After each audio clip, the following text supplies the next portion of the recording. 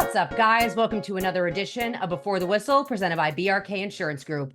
If your business is looking for the best in employee benefits, commercial property and casualty insurance, or retirement and 401k plan services, there's no one better suited to meet your challenges and build a plan centered around your needs than BRK Insurance Group.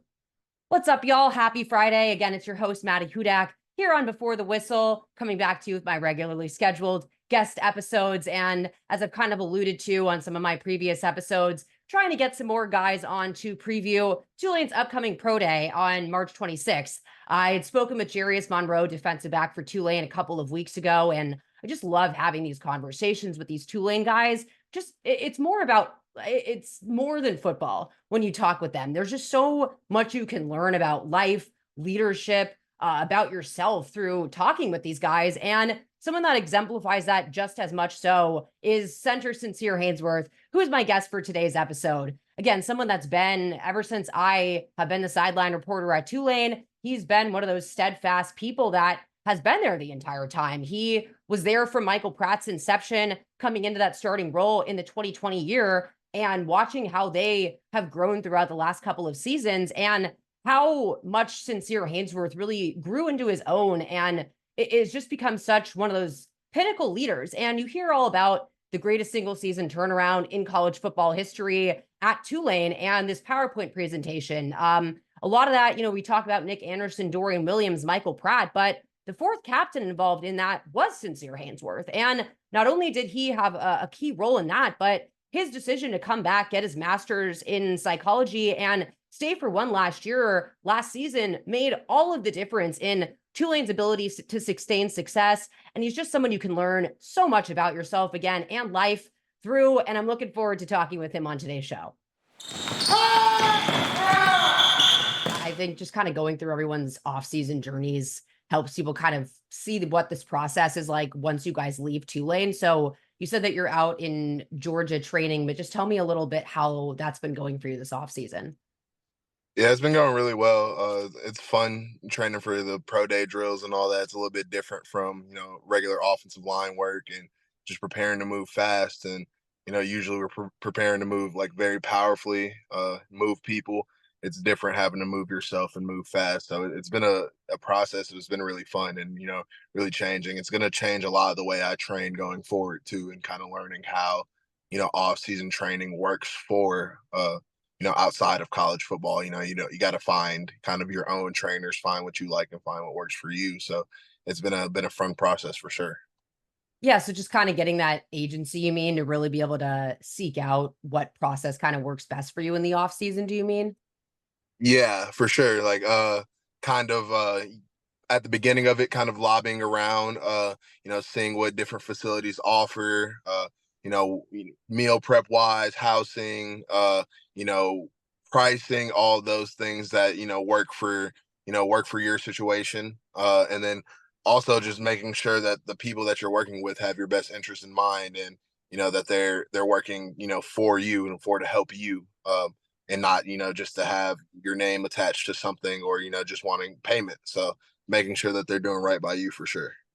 Yeah, for sure. I know all the guys that I've talked to that have all gone off to these facilities, it really is such a vetting process. But you say you've been kind of training to move faster. I know a lot of the time when people talk about these drills at Pro Day and what have you, they kind of wonder if there is, what do you kind of do with all of that past those types of tests? And so does getting faster in a way help you kind of translate your skill set in any type of way? Or have you kind of learned any new skills or traits throughout training for all of those types of things? Absolutely. So just really learning how to like run properly. I know it's a weird thing to hear, especially like No. from a Division 1 athlete, but not everyone runs properly, and not everyone, has the proper form. So learning proper form when you run, and that's something that will help me move better in space and things like that when I'm getting to the next level or on screens and things like that. So, that's one thing. And then, strength training as well, learning that, you know, more volume doesn't always mean you're doing, more and doing the right thing. Learning how to properly strength train and stuff like that. And, it's, we were doing that in college, but learning how to do that for yourself and not having a strength coach really, push that along for you. Yeah, no, it's really good to hear. And you're right. People kind of take for granted that you guys are athletes. And so they just assume that everything you do is kind of fine tuned. But especially at O line, you're not really running anywhere most of the time. You're focused on taking your step kind of based on the blocking scheme or whatever. And so learning kind of how not to take those extra steps, how to get into running form. I did cross country for a year and went over from soccer and I didn't really know how to run either. So I think those things are just really helpful for people to learn. But I've always just been curious about you because ever since I was a sideline reporter, you were always the center at Tulane, and that is such an important role. And when we talk to people on the offensive line, what kind of drew you towards the center position? So funny story. I definitely didn't start playing center. I started a little late. I started in sixth grade playing football at all. So, compared to a lot of the people that I've, met and played with who've been playing since they were born. So, I got in and I was a little bit bigger. I played guard, my first year of ball. And then my next year of ball was already junior high school ball. And I hopped right into guard there.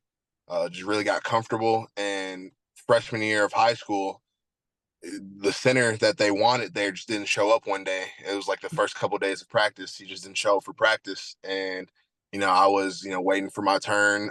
At that time, I was like a two right guard, and they're like, we just need someone to play center. And they said I looked the part, so they just kind of threw me in there. And ever since then, I learned and just really grew accustomed to it, and gotten really comfortable doing it. Yeah, and I think people, you talk about people moving from guard to tackle all the time, but center is such its own kind of unique position. And what were kind of the things that once you started playing that center role, you really enjoyed, especially thinking on about your relationship with how important really the whole offense goes after the snap, and then that relationship with the quarterback that's paramount. Right. So playing guard actually helps that. As a guard, you know where, like, there's certain blocks where you want your center to, have your back, and whether it's a pass set and you need him to protect you in the slide, or you need him to fill in on outside zone, inside zone, and come with the help. So I really enjoyed being the help and being reliable for the guy to my left and right. Because offensive line is a big support position, but center specifically, everything you do, it's usually you're helping somebody. You're there, making sure you're the second guy in the double team, or you're posting up and setting the double team. So just being really reliable, I really enjoy that. And doing everything I can to make the guys next to me jobs easier, and in turn they make my job easier too. We really just all help each other look good, and I think that's my favorite part about centers, being really the linchpin of that. Yeah, absolutely. And I think really just to give how much credit to how much you really helped out the offensive line. I just think back to last season where it felt like every game or so for a while, you had at least someone different on either the left or the right side of you at that guard role. And I know you guys have all really played together for super long, but how does that kind of work? When someone comes in and makes a switch mid game, is it just that you guys have built all of this chemistry over in the past, or how were you really able to deal with all of those injuries that were oftentimes next to you this year? Yeah, so luckily we did a lot of rotating in practice. We had a bunch of guys who could go this year, and we would practice that. Just working different rotations, working guys into different spots. I ended up, during later in the year, actually running some guard too during practice, and just really getting everyone comfortable in every position. So that really helped a lot. And then plus just the bond we built. We would watch film a lot together. We would go get extra reps, stay after and do extra things. And with that, that's something that's not built, within the season. That comes in the off season and the preseason. So, really just a lot of time together really helped us put it together, and, be interchangeable like we were, and have that next man up mentality. Yeah, because I think, it's obviously a team sport, but looking at when a snap happens, each wide receiver has whatever their route has. The running back has their assignment. But you guys as a unit are the ones, even more so than the defensive line, who's all trying to find gaps and ways to get through. You really all have to work in concert and almost as a dance together. And so I really think that speaks to just how versatile you guys were and how much you kind of prepped for that. But, especially thinking too, it wasn't just guards going down around you. Whenever Michael Pratt got hurt throughout the years, you had to kind of deal with a different quarterback, different cadence back there. And how did you kind of work through that whenever that would kind of happen? Yeah, really just trusting, the guys who got behind me, whether it was Kai, earlier before, Pratt came in, my sophomore year, he came in because of an injury, and really just trusting him and trusting Justin, trusting everybody who was getting back there to play, that they're working just as hard, and just being communicative.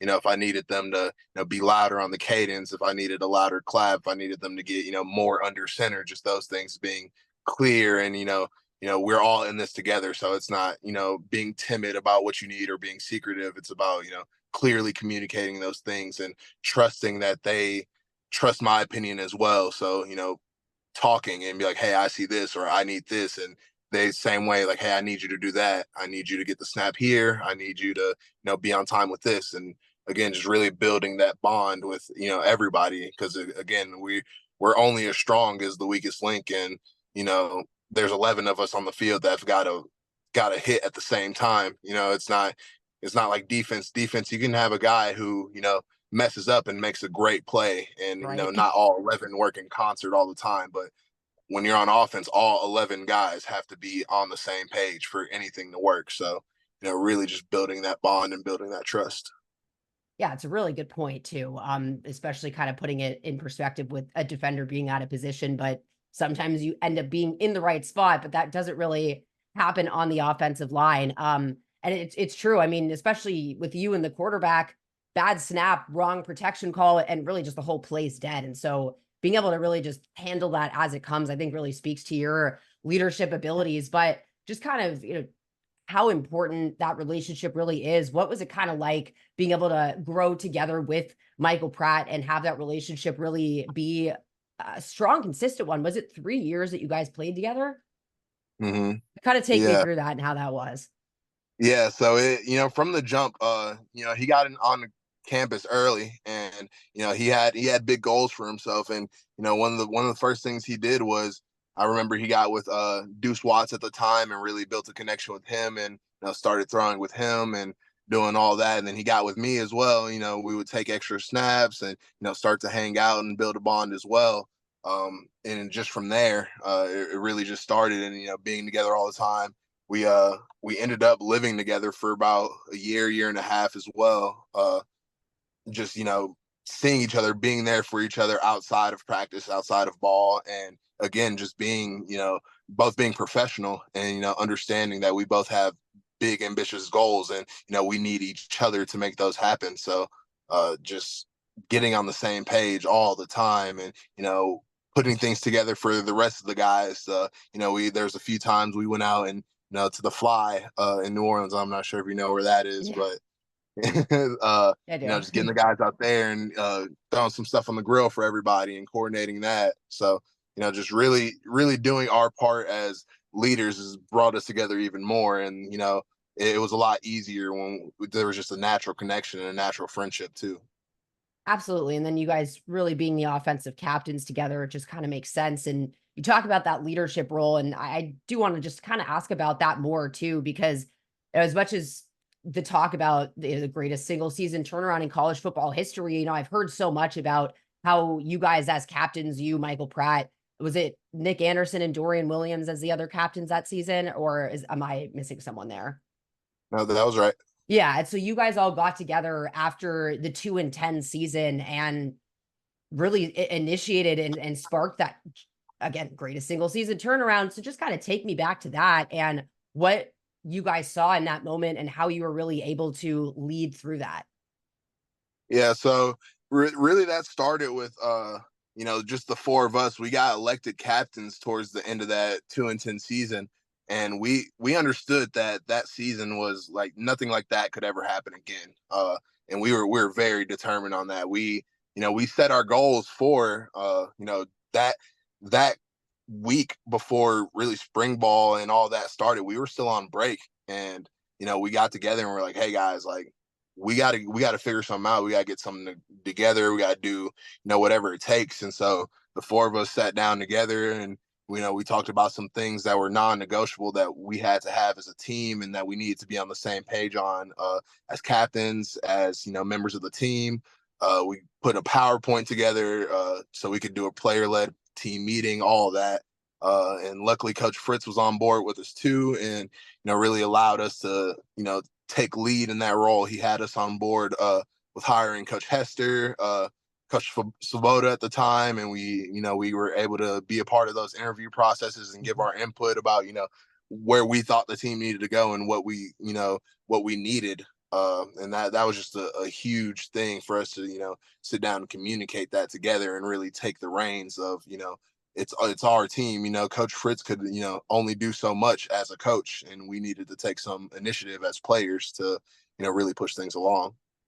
Absolutely. And I like how you put that. And I think it's important too, when people talk about how great coaches are, you oftentimes forget that you need a great coach, but if the players aren't executing on the field, then you really have nothing to talk about. But I think it is really just incredible that, rather than, especially in an age of the transfer portal and how easy it is to just kind of go over and start fresh, that the first inclination for you guys as leaders was, we're coming back, we're going to figure this out. I think it speaks to, because Mike had told me about, that you guys were able to have some input on those decisions with the offensive coordinator and everything. And I think it speaks to how much Willie Fritz as a coach respected you guys and your ability to lead as players. But, why was there so much confidence and less of a, let's all get out of Dodge and start over? And what did you guys really see as still having something to build off of here after that?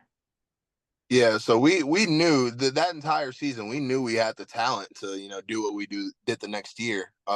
It wasn't a talent issue, and it was really just a culture issue within the team. We understood that there were some things that needed to change. There was there was a certain way about how we carried ourselves that was holding us back as a team. And that was really the biggest thing, is we needed to fix that. We needed to, everyone had to be working towards the same goal, which is, a lot of the times the misconception that happens on teams is like, we're on a team in order to push ourselves to the next level. No, we're on a team working together in order to win games. And that was one of the biggest things on our PowerPoint was, you can't accomplish your personal goals if we don't accomplish team goals. And so we really wanted to direct all of our focus, each and every one of us, towards the team goal, which at the time was to go 1-0 and to bring the conference championship to New Orleans. That was the main point. We ended the PowerPoint with a picture of Yeoman and a picture of the conference championship and said, we want to bring the championship here.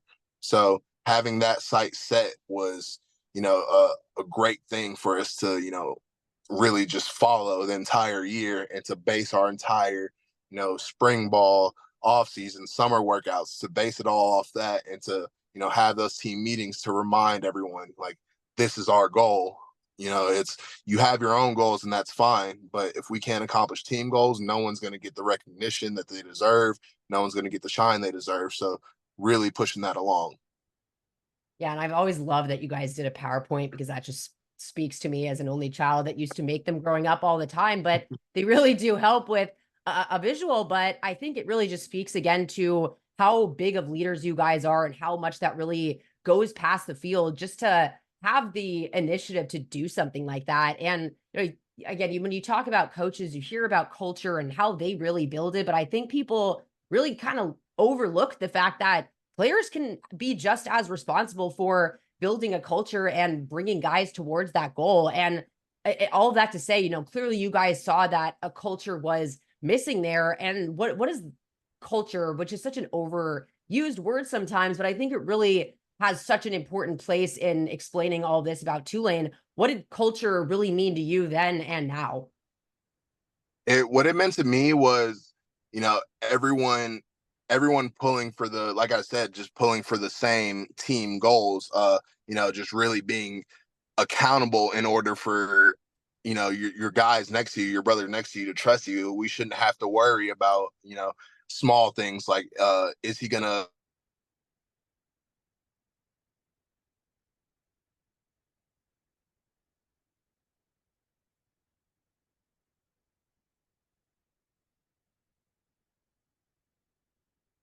The-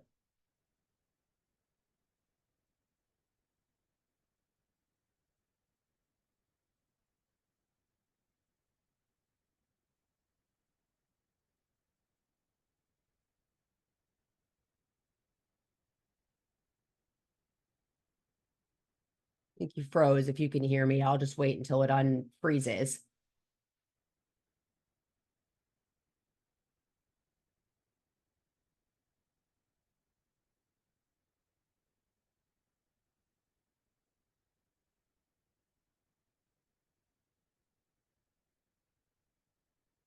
Hello. Hey, sorry about that. I lost you at some point. Yeah, I think that was my phone. My phone kind of just Uh, turned off. I'm not sure why. Oh, that's all good. We were talking about culture, right? And really what that kind of means to you then, now, and just kind of how you guys really brought that together at Tulane. Yeah, so just like I was saying, making sure everyone's pulling towards that goal and is being accountable and accountability.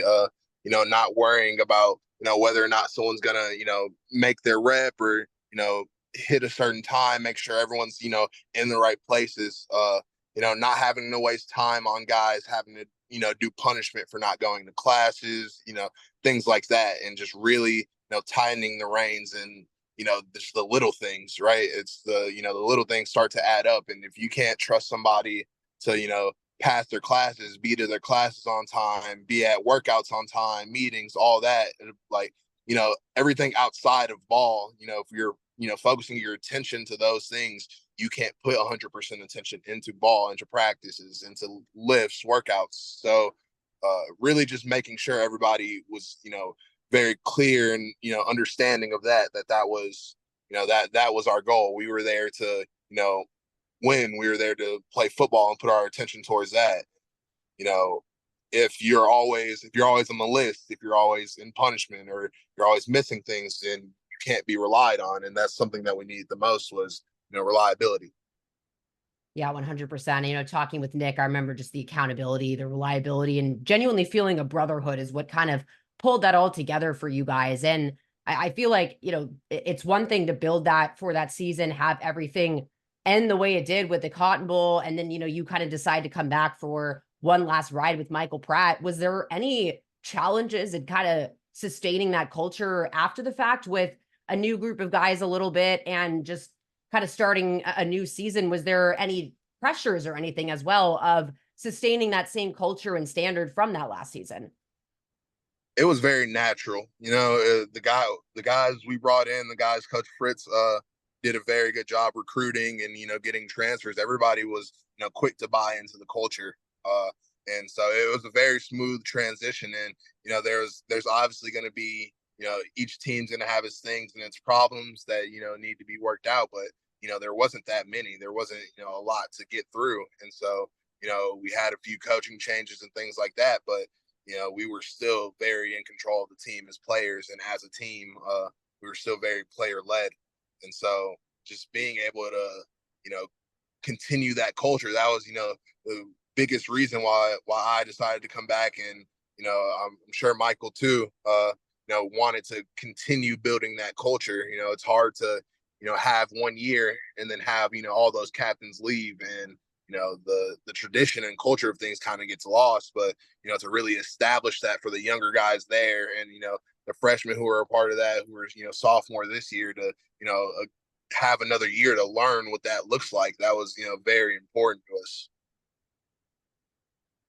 Yeah, and I feel like you've always really been a natural leader. I think there are guys that are sometimes more lead by example, but you were someone I always heard, especially during that Ole Miss game, during halftime, just reminding guys how many guaranteed opportunities you have. I think during the championship game as well. I've always been curious, just because I know that you have a psychology degree, and you came back to get your master's in psychology as well, right? To me, a lot of psychology is just learning how to communicate with other people and learning just how different people work. I'm just kind of curious, do you feel like you ever draw from any type of that background in learning how to lead or communicate with all these different guys, and how different people learn and things like that? Yeah, so psychology definitely helped me realize that not everybody can be led the same way. got to be, especially in football, leadership's very dynamic.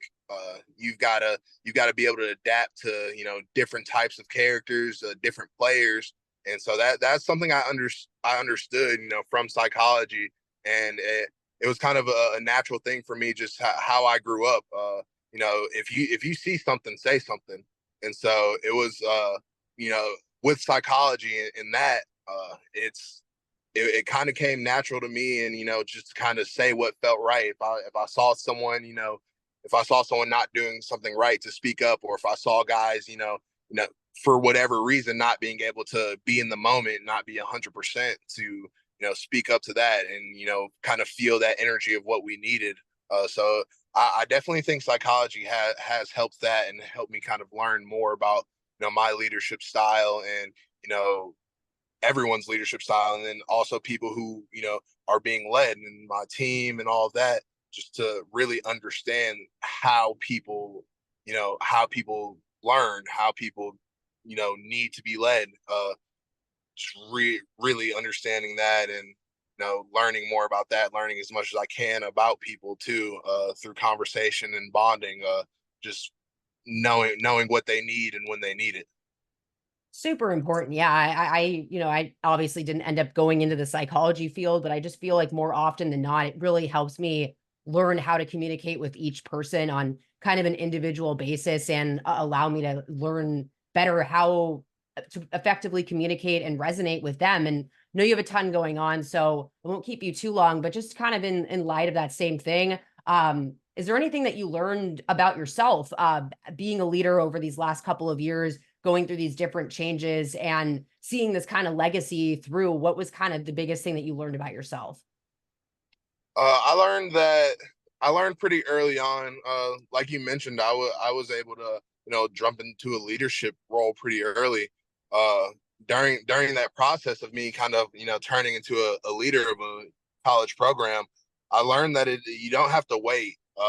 It's not about an age thing. It's not about a playing experience thing. It's about, like I said, knowing what's right and doing what's right. And so if you see somebody, if you see somebody not giving 100%, not doing what's right, having that courage and confidence to call them out. I think earlier on in my career, I was kind of stuck on, I haven't, I haven't earned my stripes yet. I don't have the right to tell anyone that they're doing wrong and things like that.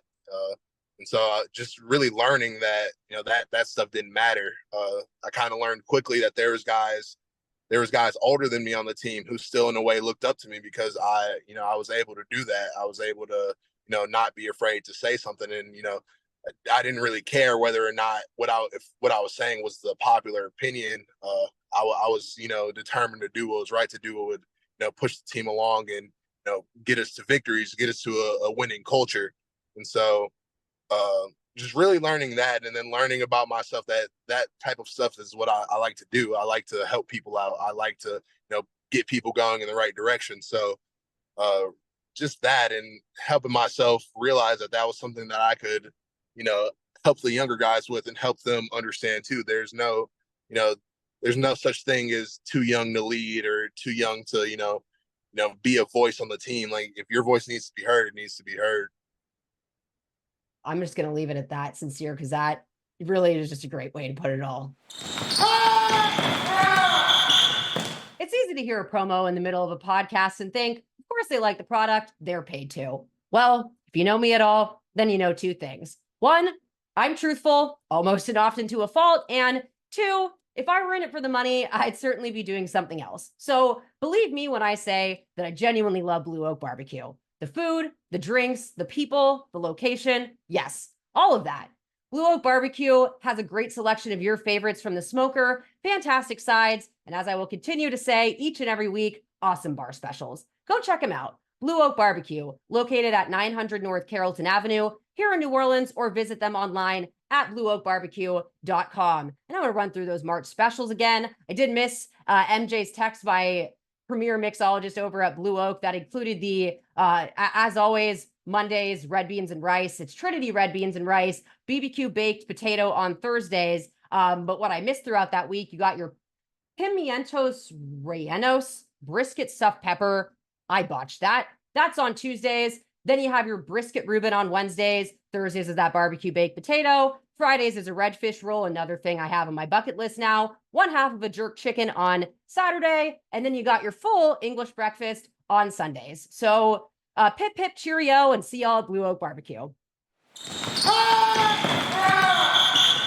Again, that was Senator Sincere Haynesworth, one of those guys that was just an instant friend for me coming over to Tulane. He's just such a jovial guy. And I really have just so much enjoyed learning about how all these offseason processes have really differed for all of these guys. Yet something that remains a constant, at least throughout my conversations with them, is just how steadfast of a mentality they all have, and that mental toughness, that ability to really be self-reliant, look within. As Sincere said, take kind of control of your destiny, of your training, wherever you want to go, whatever meal plan, diet plan, workout plan. I think just having that ability to exercise that autonomy has been really cool to learn about through these conversations with these guys. But when I've talked in these last couple episodes about looking forward to seeing who these new leaders are going to be over at Tulane, one of the paramount reasons for me thinking about that is those two giant departures at quarterback and center.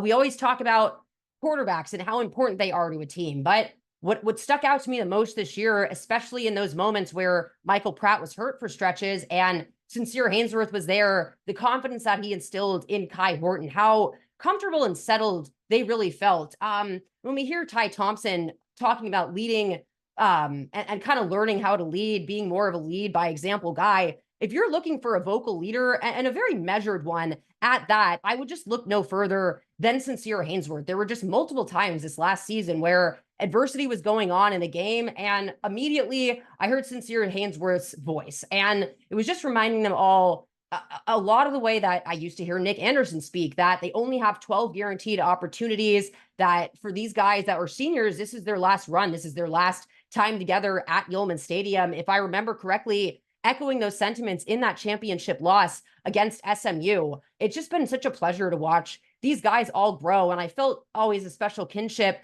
to Sincere Haynesworth after learning on Media Day last year. Quite honestly, actually, it was the Cotton Bowl. I had overheard him in another interview talking about how he was coming back for that extra year to get his master's in psychology. And being a psych major from Tulane, I felt an immediate kinship with hearing about that. And I had talked with him at Media Day last year about that. But I was just kind of curious as we were talking, it kind of just came up naturally in my head, knowing that he has that background, just what can he really glean from that and see how that's really come out in his ability to lead and learn on the field at the same time. And his point about how everyone is different and leading to each person means a different thing. How you resonate and communicate with each person is such a different thing. And that to me is the heart and the root of when you're looking for success and how to get guys to buy into something and be true teammates that see each other as brothers. You have to know how to reach every single one of them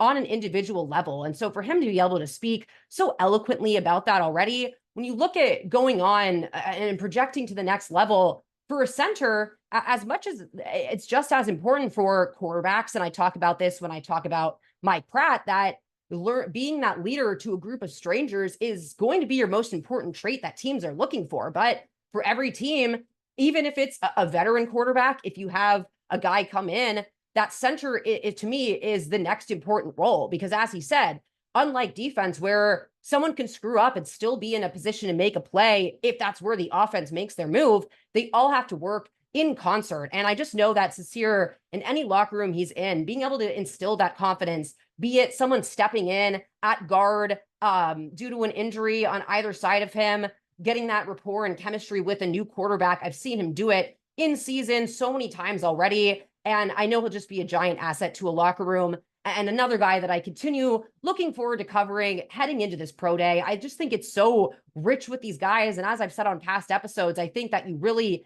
have this momentum behind these Tulane guys where you could credibly see a real path to the draft now, a lot in part by what Tajay Spears and Dorian Williams were able to do last year. But there's those and players I keep talking about. And that's how you really want to sell yourself. All these traits on the field, but what can you offer off the field? everything in that interview with Sincere Haynesworth just shows exactly how irreplaceable he's going to be for Tulane, just also how valuable he'll be to whatever locker room takes him.